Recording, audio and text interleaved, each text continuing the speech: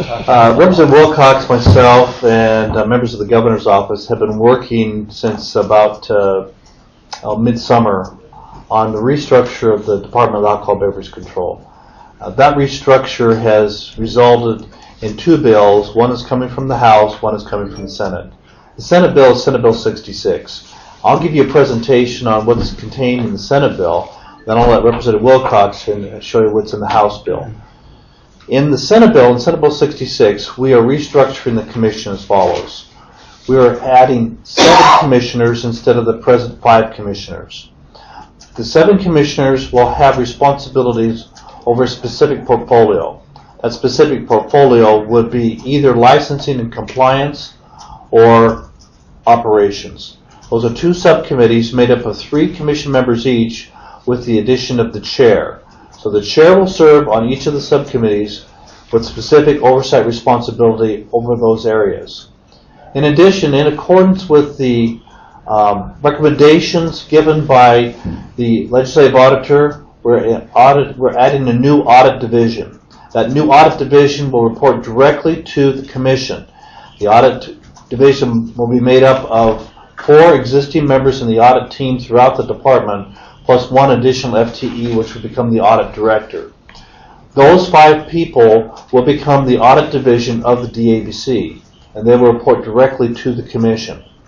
In addition to that, we have an advisory board made up of licensees to give comments and recommendations to the commission on issues dealing with administration of the administrative rules that the commission is promulgating. There will not be a policy board. The commission will still remain its function as a policy board.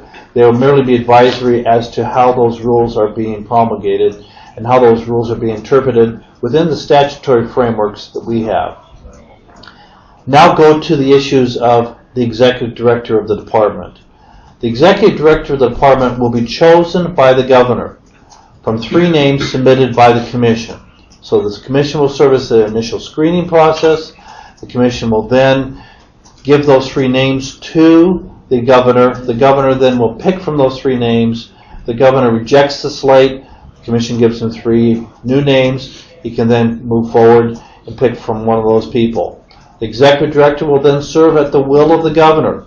The governor can remove that person, but they would otherwise have a 4-year term. Commission members will continue to be appointed by the governor with advice and consent of the Senate. The executive director will also have the advice and consent of the Senate. The chairman of the commission will be appointed by the governor under the bill and would also still be responsible to have advice and consent of the Senate. The chairman may be removed by the governor. He is no longer elected as by the commission. He'll be removable by the governor.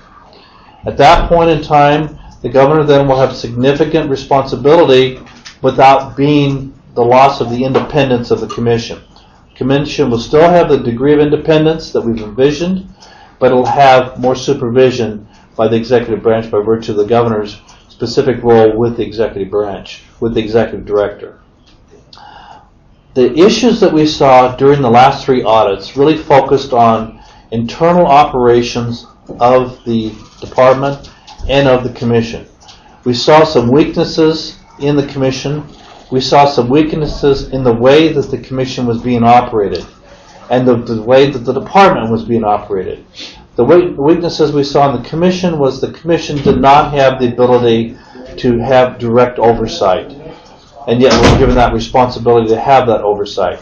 The department weaknesses we saw really focused on things that were being done without proper supervision by either the executive branch or by the commission. So we're attempting to really focus on the issues as they were developed in those 3 audits. There are a number of other things that are of small nature in the bill.